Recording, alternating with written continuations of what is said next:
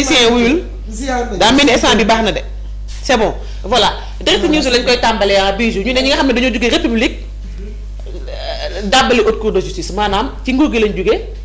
dem haute cour de justice mooy ancien ministre yi nga xam ne wax lañ leen auditionné compte à rebours ba nag tàmbali na tic tac tàmbali na de nee na pour la première fois les éditions d'anciens ministres devant la haute cour de justice mu nekk nag première dans l'histoire du Sénégal ñu boole ndoo 5 anciens premiers ministres daal leen di déglu fii ci kanam haute cour de justice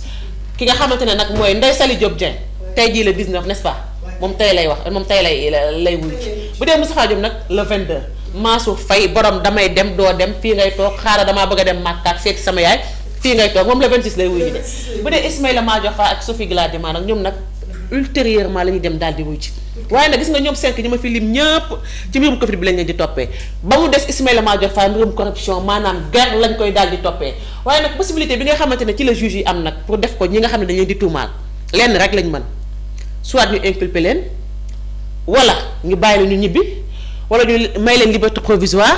wala ñu nekk sous contrôle judiciaire wala ñu laal leen mandat de dépôt comme ni ñu ko defee ci Farba Ngom ak nga xamante ne moo di Tahirou Sarr mu ne nag li xew jamono ji benn signal bu fort la signal boo xam ne dafay wane ne kenn dootul wax ne alalu askan bi lekku na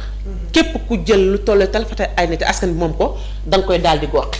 loolu la ñu xam ne fii moo ngi nii te war a ab transparence ci li nga xam ne moo di ñeel mbirum gestion publique bi alal bi nga xamante ne askan bi moo ko moo daal di moom Bougane Gueye décrit la diplomatie du régime de Diomaye Bougane Gueye nee na l'alignement farfelu du Sénégal derrière les juntes nee na nag le fait que moom Ousmane Sonko moom lay wax Sénégal dem fa nga xamante dañoo këf ay nguur dem di janoo ak moom nee na nag nekk na réputation boo xamante ne bu baaxul la ci Sénégal mu ne la réputation diplomatique du Sénégal est l'œuvre d'un héritage porté par des personnalités de haut niveau telles que Senghor Abdoulaye Diouf Abdoulaye Wade et Macky Sall nee na nag réputation boo xamante ne la du Sénégal réputation ba ñu am mooy ay personnalités yu am niveau ñoo ko daal di doon def ku ci mel ni Abdoulaye Wade ak Abdou Diouf ak Macky Sall nee na depuis l'intronisation du président Diomaye Faye flanqué de son super puissant et encombrant PM un virage inquiétant semble s'opérer ay Bougane dans l'orientation diplomatique du Sénégal nee na depuis bi nga xamante ne moom Ousmane Sonko fatt na Bassirou Diomaye Diakhar mu ngi mel ni ba depuis Bassirou Diomaye Diakhar Faye nekkee jege wala bi nga xamante ne moo di Ousmane Sonko ñëwee ci li nga xamante ne moo di kanamu njiitu réew mi taxaw ci xefam yi ba tey moo tax daal yenn yu bëri di am ba tax virage bi nga xam ne Sénégal mu koy dindi ci wàllum diplomatie nekk na mbir mu doy waar du samay kàddu nag Bougane Gueye Dany moo ko daal di xamle waaw borom gëm sa bopp borom damay génn fi nga xam ne moo di réew bu Sénégal dem investir Gambie waaw loolu la wax loolu lii la wax voilà enquête ñoo ñun ci tabaski ku ne tabaski ne xar waaye nag mu mel ne xar bi instant bi nag yóbbu na fit yi de bijou xel yépp dalatul jaxasoo nañ surtout borom kër yi psychose daal la indi ci li nga xamante ne moo di askan wi fukki fan ak juróom-ñaar képp moo des ñu dem ci tabaski bi waaye ñi nga xamante ne ñoo di éleveurs yi ak jëndkat yi stress bu métti la ñuy dund jamono ci cherté aliments yi transport bi ak li nga xam ne moo di insécurité bu ñuy dund waaye tamit ñàkk njaay gi woo sagan dina leen sonal bu baax a baax de ba tax nag éleveurs yi ñu ngi interpellé ñi nga xamante ne ñoo di autorités yi ngir ñu def ci ay saafara fu ci mel ni Thiès Matam ak Kaolack ak Saint-Louis moom inquiétude bu bëri bu ngandee ngande la ñu am ci mouton yi mouton yi nga xam ne ñoo war a jóge ci sous région bi pour yegsi fii nga xamante ne moo di ci réew bu Sénégal L'As Quotidien ñoom ñun ci ba tey Bougane Gueye Dany mooy wax de ci mbirum diplomatie Sénégal Bougane Gueye Dany nee na moom nag rafetluwul benn yoon li nga xamante ne moo di Ousmane Sonko dem bokk ak rang ñi nga xam ne dañoo këf nguur gi Sonko le PM du peuple Bougane nee na kontaanul de tonto Bouks nee na kontaanut voilà drame mu ne drame à Matam un innocent un adolescent mortellement poignardé ay waay metti na le point ñoom ñun ci Sonko et Arona Dia une alliance publique pour transformer le Sénégal mu mel ni Sonko ak Arona Dia gis nañ leen de ca fan la ca Ouagadougou waxtaan nañ de mu ne dans un échange marqué par une réciprocité élogieuses, le PM Ousmane Sonko et l'homme d'affaires milliardaire Arona Dia ont affiché leur convergence d'engagement mu mel ni nag Arona Dia ak Ousmane Sonko taxaw nañ de waxtaan nañ de waaye mu mel ni waxtaan boobu tamit nekk na waxtaan boo xam ne ay engagement moo dox seenub diggante ñoom ñaar mu ne duo boo xam ne nag mën na symboliser li nga xamante ne moo di ab collaboration bu ñuy am ci pouvoir bi ak li nga xamante ne moo di secteur privé bi waaye nag dañ koy def ci dynamique ba nga xamante ne yokku li nga xamante ne moo di infrastructure waaye itamit clé wu li nga xamante ne moo di réussite Sénégal parce que ku ne xam ne ne secteur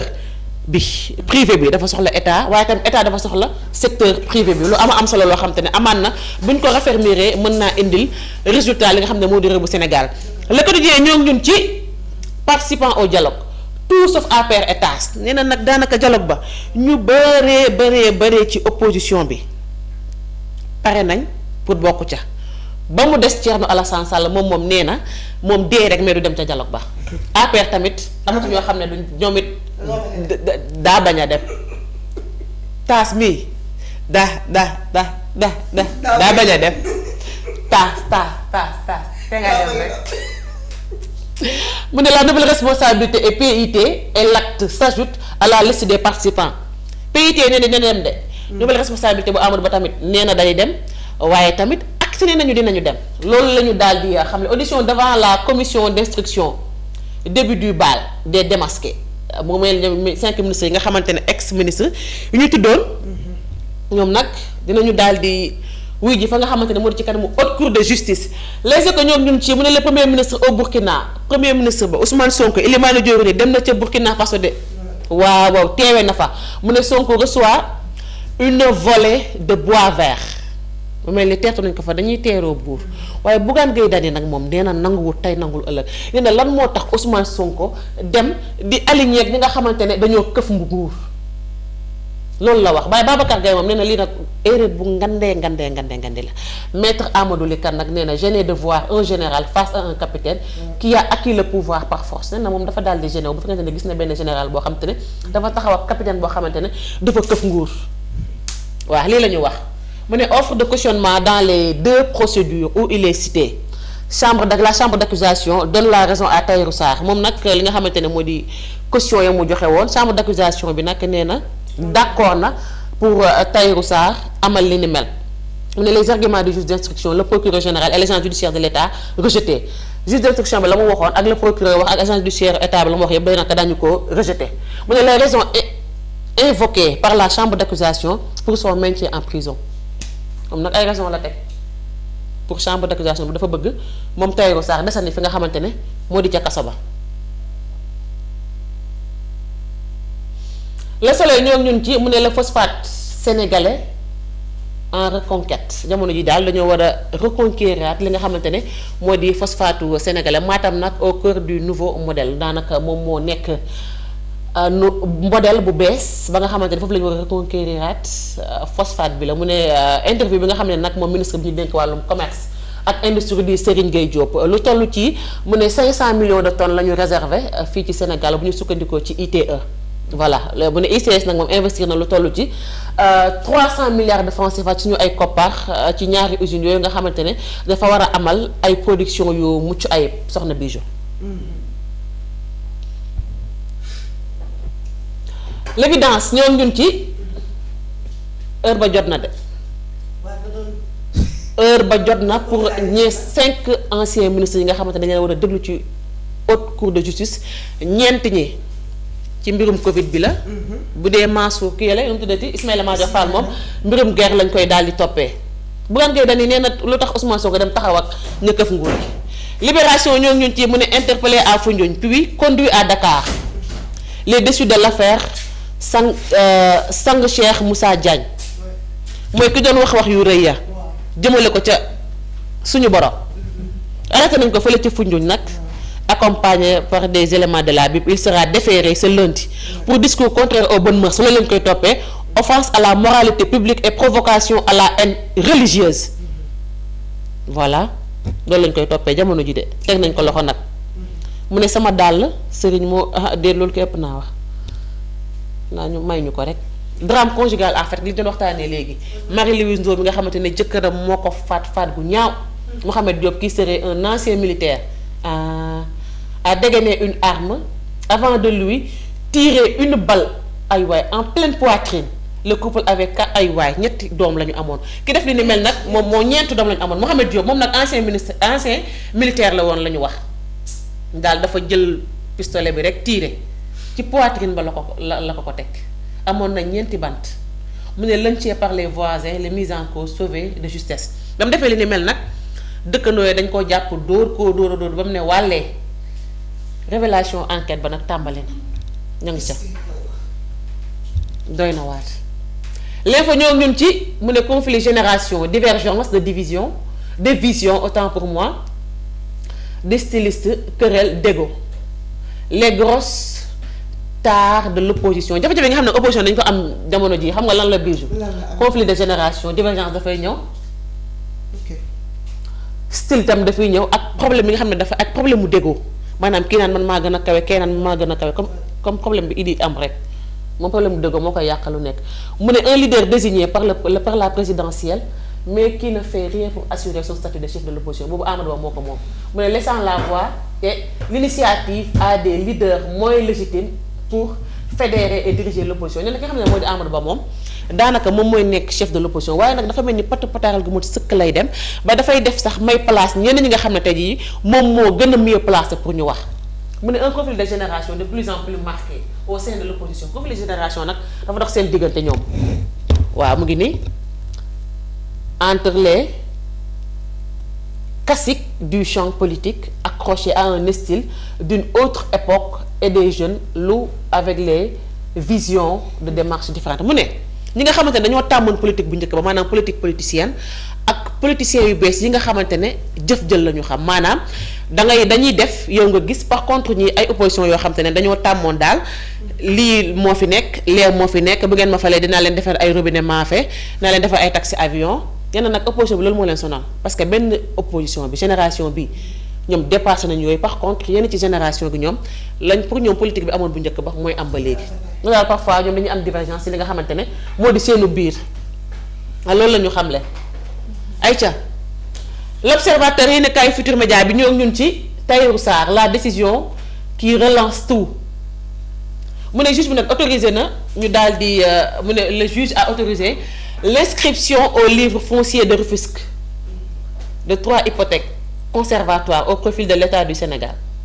nangu nañ de état daal di jël livre foncier ba nga xam ne moo nekk ca Rufisque waaye lu 3 yoo xam ne dañ ko daal di hypothéquer jël jébbal ko état bi Tahirou daal dafa mel ni fu ne lañ koy teg yow bëgg na koo tegoo pour génn yemu fa de mu ne loolu daf ko bëgg a teg pour caution bi mu ne bu loolu na xam nga lan la benn immeuble la bu ñu ko évaluer xam nga ci ñaata la toll ci suñu alal 13 milliards benn immeuble bi mooy 13 milliards am na tam beneen immeuble boo xamante ne boo ko évaluer toll na ci 5 milliards ay waay milliards yu bëri nde ak boo xamante ne 2,6 milliards la. maanaam daal 20,6 milliards ci ñetti immeuble yi. yàlla baax na ñetti immeuble yëpp yi nga xam ne daf koo bëgg a hypothéquer jox ko état. mu représenter caution mu ne ni le ministère public ni l'agent judiciaire de l'État n'ont attaqué l'ordonnance dans les délais légaux nee na du ministère public bi du agent judiciaire état bi du kenn ci ñoom koo xamante ne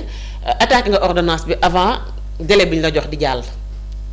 mu ne l'homme d'affaires qui vient de renforcer sa défense a introduit une nouvelle demande de mise en liberté provisoire moom nag dugalaat na li nga xamante ne moo di demande liberté provisoire pour ñu bàyyi néggandiku mu dem këram le temps que ñuy continuer li nga xamante ne moo di l'enquête bi loolu la xamle mu ne Mor Stade médecin de USO révèle les circonstances du décès du capitaine Fadiouf Ndiaye mi nga xamante ne dafa daanu génn àdduna ndeysaan ci match bi mu ne je l'ai trouvé dans un état inquiétant dans les vestiaires yàlla na ko yàlla yërëm taxadee ko aljana suuf foofu ci kawam yaa rabbi point actu ñoo ñun ci Sonko Arona Dia le tête-à-tête qui pourrait tout faire basculer au sein de l'APR mu mel ni tête-à-tête bi nga xamante ne Arona Dia ak Ousmane Sonko def na ko de est-ce que nekkul ne dina daane yu bëree bëri yi nga xamante ne am na ci diggante ci boppu APR maanaam du féewaloo waa APR Ousmane Sonko et Arona Dia ont eu un tête-à-tête au Burkina Faso selon plusieurs sources les déboires financiers de Macky Sall et de Samuel Sarr ancien président de West Africa Energy figure au cours de leur entretien nee nañu waxtaan bi nga xam ne ñoom ñaar waxtaan nañ ko dafa mel ni affaire justice daf ci bokk lu ci mel ni problème mu Macky Sall Tahirou Sarr ak li nga xamante ne daal bu ñu sukkandikoo ci point actu bi nga xam ne moo jox xibaar bi loolu la xam la voilà sujet yi nga xamante ne jamono ji daal mooy actualité Abdoulaye Daouda Diallo boo sàgganul dina ñëw ci dialogue bi de waaw wax nañ ko de et sa présence pourrait bien être une pièce maîtresse du nouveau jeu politique nee na nag présence am bi nga xam ne mën na ko def ci biir ci dialogue bi mën naa am beneen changement bu mu am ci li nga xamante ne moo di pièce maîtresse jëmale ko ci politique bu yees bi mu ne théoricien de l'APR authentique Abdoulaye Daouda Diallo avait reçu le soutien de Arona Dia lors de la présidentielle notamment dans son opposition à la candidature d'Amadou Ba mu mel ni moom ki nga xamante ne moo di Abdoulaye Daouda Diallo nag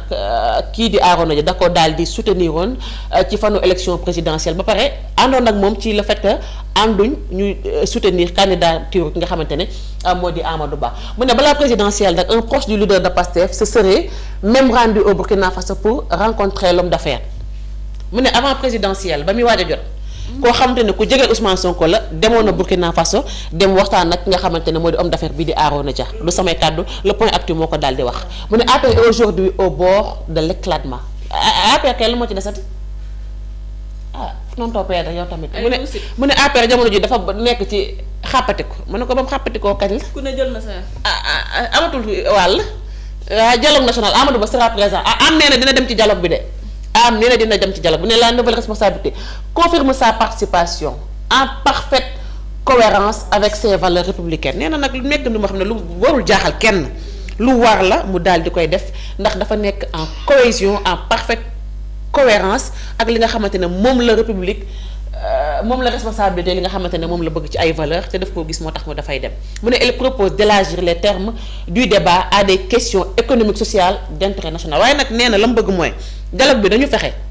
moom intérêt boo xamante ne dañuy wax ci wàllum économique wàllum social ak li nga xamante ne moo di intérêt wu askan bi yëpp lii la am wax ay waay Anta Babacar divorcé nag waa FDRD sëy ba tas na tasaat waaw Anta nee na damay quitter définitivement FDR mën na ko Anta foo jëm mën na ko tax dafa jëm ne ma daa ma régler mbirum ginaar yi ba tabaski bi passé mu wax leen fan laa jëm lii la ma Anta tontu Anta nee na daa bëgg a dem Anta ngay au revoir waaw moo ngi nii réew mi quotidien ñoo ngi ñun ci moo ngi nii friture au FDR Anta Babacar Ngom claque la porte Anta daal tijji na buntu ba voilà ne ko va rek bu pare mën na ko Anta mu ne ma man mii maa ko def ne ko tataat bu dama man mii maa ko def ne ko va rek tataat foo jëm ne ma man mii maa ko def mën na ko tataat bu topp sa xol bul dem mën na ko déedéet damay dem tataat toogal source a ñoo ngi ñun ci mu ne un homme mystique braque la caisse d'épargne tabaski des femmes de Fatick ay man mu ne 6 millions et des tissus emportés yóbbu na lu toll ci 6 millions suñu ay koppar ba pare yóbbaale ay tissus mu ne la victime NAD retrace le film des événements kañ ko def nag moom mooy nettali histoire ba na mu demee de nee na mon bourreau m'a remis un billet de 2000 daf ko jox billet 2000 prétextant acheter un savon daf ko jox billet 2000 ne dafay jënd saabu ba pare mu ne c'est en lui remettant sa monnaie qu'il a pris ma main ba mu ne da koy jënd jox ko 2000 la ko dama jënd saabu bi mu koy delloo ci la téye loxo xam naa ba mu téye loxo bi xanaa ca la xel ma dem mu ne j'ai senti qu'il me faisait des massages et c'est à ce moment que j'ai répondu à toutes ces demandes moom daal ba mu ne ko jàpp loxo Bijou ba commencé nuyu loxo ba ca la perte de réseau lépp lu mu ko laaj rek mu jox ko mu ne il m'a demandé de lui donner ay waay la caisse de notre épargne tabaski mu joxe ko tissu ya mu joxe que je vendais en ligne et je me suis exécuté maanaam lépp loo xam ne laaj na ko rek moom jébbal na ko mu ne immédiatement sorti de la boutique je l'ai suivi et il a fait un détour et a remis le butin à un autre homme avec un turban sur la tête ñan daal ba mu génnee ci la xam naa ci la commencé consciente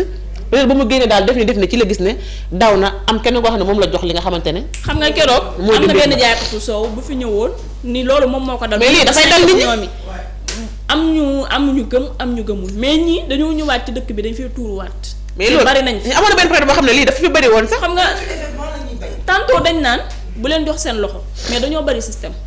dañoo bari. xam nga ku ñëw di jënd tu es obligé nga jox ko loxo. merci beaucoup waaw loolu la. même étranger yi ñenn ñi nga xamante ne ñoo leen di interpeller ci bedd mi fan laa jëm koñ bi fan la nekk man interpeller nañ ma keroog damaa bëgg appartement ci koñ bi mu xam ne kii déggul olof ma ñàlli. ba parce que xanaa aw ma ci parce que même dégg naa wax ji ngeen di wax nii sax. nga wax nga delloo ko rek mën na leen cee def dara. moo tax mu ne dëkk bi ñëpp a ñàkk kersa dañuy wax da fekk du ñàkk kersa de da ngay maytu. da ngay dem ba da ngay soxor sax finalement. te ngeen def attention bañ a sarax ñëpp man loolu sama yaay moom ma ko tere dama daan def man ay wecc bu baree sama poset ku ma tàllal ma jox la ngeen xam bu baax ñi ngeen di sarax bari nañ fi de. voilà audition yi nga xamante ne nag ancien ministre yi commencé na tey jii lay daal di commencé haute cour de justice dinañ dem leeral la nga xam ne lañ leen di jiiñ waaye tamit mu nekk décès bu xaw a tragique bu métti sax Fadiouf Ndiaye di capitaine US Ouakam mi nga xam ne dafa daal di génn àdduna def ab malaise ci biir terrain bi yàlla na ko yàlla xare yàlla jana suuf foofu ci kawam yaa rabbi. acca ñu jàll ci beneen la ko di jëlee ñoo ngi ñun ci mu ne main tendue du chef de l'État au dialogue politique waaye nag Bassirou Diomaye Diakhar Faye tàll la ñëpp loxo de pour ñu ñëw bokk ci dialogue bi waaye le oui mais de l'opposition opposition bi nee nañu wii de waaye dañ ne waaw waaye loolu la ñu wax mu ne parti indépendance du travail moom nee nañ nañu participer ci dialogue bi sans illusion particulière car le régime en place a déjà démontré son incapacité à respecter ses engagements moom nee na régime bi moom wane na ne déjà que ni moom incapable na ay engagement am donc pour illusion bu particulière bañ a am dinañu dem waaye ki nga xamante ne nag moo di acte mu ne que cette concertation ne soit ni un rituel institutionnel ni une diversion politique mais bien un moment de refondation et de vérité nee na nag acte nee na lii bu mu nekk loo xam ne li ñu daan faral di gis la wala mu nekk loo xam ne daal dañ koy def uniquement pour ñoom ci seen mbiru bopp waaye dañ ko def loo xamante ne intérêt askan bi yëpp la te dañ ciy waxante dëgg fulla ak fayda acte loolu la xamle ayca turbine ñëw na préparé leen turbine ñëw na turbine ñëw na la pare ngeen ñu dem turbine ah turbine ñoo ngi ñun ci mu ne Bougane Gueye Dany dans tous ses états sur la diplomatie sénégalaise Bougane Gueye Dany nag dafa mer ba fut bijou ngeen na lan moo tax Ousmane Sonko dem di taxaw ak ñi nga xamante ne ñoo këf ay nguur nee na nag lii nag virage bu jar a tiit la nee na tiit na de nee na lan la fan orientation diplomatie Sénégal fan la nar a jëm ji ëllëg waaw nee na dafa tiit le déplacement de Ousmane Sonko à Ouagadougou un geste diplomatique a des implications lourdes et appelle à une réflexion sérieuse sur l'image et la ligne historique de notre diplomatie nee na nag instant bii nii tiit jot na nee na li nga xamante ne Ousmane Sonko def na ko ban implication yu diis la nar a am ak Sénégal ak lan la ñu nar a jóg ci suñu image ak ci suñu diplomatie ëllëg ndaxte nee na daal Ousmane Sonko warul dem fa nga xamante ne tey jii dañoo këf ay nguur di toog ak ñoom di waxtaan ak ñoom di def ay yëf ak ñoom du samay kàddu nag tonton Bouks moo ko wax nee na le Sénégal a bâti sa réputation diplomatique sur la compétence la légitimité républicaine et une constance dans le respect des normes internationales nee nag Sénégal dafa yàgg a tabax li nga xamante ne moo di mbirum diplomatie ci compétence ci lu légitime waaye tamit ci constance ak respect li nga xamante ne moo di norme internationale donc suñu jógee Bougane daal léegi Ousmane Sonko li mu def respecté wul norme nationale yi waaw kay loolu la Bougane wax mu ne ce que le monde attend du Sénégal c'est une diplomatie qui inspire qui guide et qui incarne l'exemple leen la ñuy xaar Sénégal nag mooy diplomatie boo xamante ne dafay inspirer dafay wane yoon waaye itamit dafay incarner loo xam ne ku ko gis di nga ne lii nii gongo waaye li mu def nii jekkul rafetul bëgg ko waaye tamit ca bëgg ko noonu Anta Babacar Ngom ca wet ga nee na moom dafay génn FDR nee na au revoir waa FDR caaxaan dootuma fi dugal Abdou Nguer nag jël lañ ko ci prison am mu daal di koy dégluwaat am na yeneen mbir yoo xamante ne lañ koy toppeewaat yokkaatal nañ ko li nga xamante ne moo di ab charge. Vox Populi ñëw ñun ci mu ne l'ombre de Sankara de Ouagadougou à Dakar li ñu doon waxtaanee léegi. mu mel ni Thomas Sankara bi nga xamante ne nekkoon na président Burkina Faso mu ne landing Marie Angélique et le coup de fil de Sankara la veille de son assassinat moom mooy wax de moom landing moom mi nga xamante ne nee na ci veille ba ñuy assassiné Thomas Sankara daal di ne waxtaan ak moom am ay cadres yoo xamante ne jot nañ ko déngate mu ne landing était en voyage Thomas avait appelé le matin et il m'a dit ça ne va plus entre Blaise et moi je crois que c'est la fin mais li ko doon tàggatoo. loolu la ko xamee Landing mooy wax voilà mu ne Landing a eu le courage d'aller affronter Blaise parce qu'à l'époque on s'était tellement opposé à lui qu'on s'était dit que c'était risqué d'y aller. C'est un militaire. Am ay confidence yoo xam ne daal dénk na ko moom panafricaniste bi nga xamante ne moo di Thomas Sankara mu mel ni ñu ne ombre wala sax takkandeeru Thomas Sankara moo jugee fële nga xamante ne moo di ca Ouagadougou ñëw Dakar lii la ñu xam ne lii inauguration boo xam ne dañ ko doon amal samedi bi ñu weesu foofu ca mausolée wu Thomas Sankara waaye tamit demuñ fa de wala Burkina am na yeneen rue yoo xam ne dañ koo tuddee ñu àndoon ak Thomas Sankara ci ba ñuy tombé ci li nga xamante ne moo di ca xeex ba. wala fa ko tijjee ñoo ñun ci Anta Babacar Ngom nee na bàyyi na FDR na leer Anta nee na bàyyi na waaw tabaski et nouvelle habitude vestimentaire la seconde main pour ne pas redoubler waaw dee leen redoubler jël leen cuub bi ngeen dem cuubaat ko greffage yi ngeen fóotaat ko dem ñu defaral leen ko ngeen solaat ko parce que jamono neexul bàyyi leen seen jëkkër yi ngeen di teg pression bàyyi leen 150 li ngeen di laaj ndax greffage man nañ maa jox moom ma ne du mukk duma ko laal da du safaa dafa mën a ko mukk duma ko jël bul message nag dima tiiñal waaw mu ne TikTok WhatsApp pour booster les affaires maanaam ñi nga xamante ne daal li ñuy jël yére yu màgget yi di ko defaraat pour mën a amaat yu bees loolu mënul ñàkk bijou tàngal ceeb mënul ñàkk parce que nag jamono neexul te liy xaar père de famille dafa bari aussi yooyu bi ñoo ñun ci mu ne Burkina Faso échanges commerciaux lutte contre le terrorisme revivification de la mémoire de Sankara mu mel nii waxtaan ba fa waxtaanee bari na de échanges commerciaux yi waxtaan nañ ko waaye tamit xeex li nga xamante ne moo di terrorisme revivification de la mémoire de Sankara waxtaanee waat nañ li nga xamante ne itam moo di nekk wala sax panafricaniste bi di Thomas Sankara ak ay histoire am li ni mel mu ne ferveur patriotique et panafricaniste à Ouagadougou nag keroog loo xam ne lañu fa nemmeeku ay panafricaniste ak ay patriotes yi nga xamante ne ñoo doon génn di wane li nga xamante ne moo di seenub njàmbaarte waaye tamit liggéey bi nga xamante ne Thomas Sankara liggéeyoon na ko fa mu ne le pays des hommes intègres déroule le tapis rouge au père Ousmane Sonko ba mu fa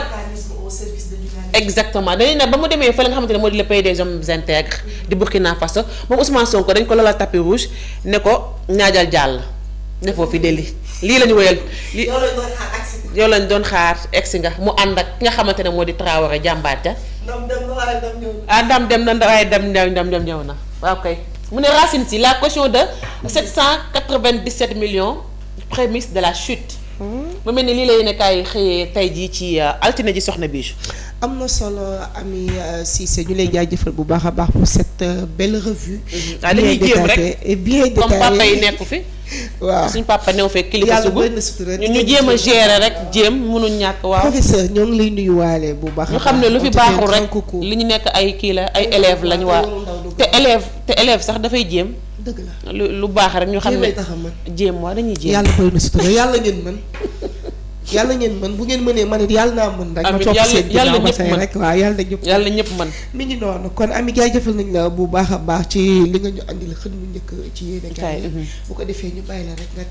tàggoo bu dul tàggoo jërëjëf soxna biir ñu tàggoo bu dul tàggoo ak suñu beñe bi nga xam ne macha allah kan moo ñu ko indil sax nday ñu lay jaajëfal ci beñe consommation locale xam naa ne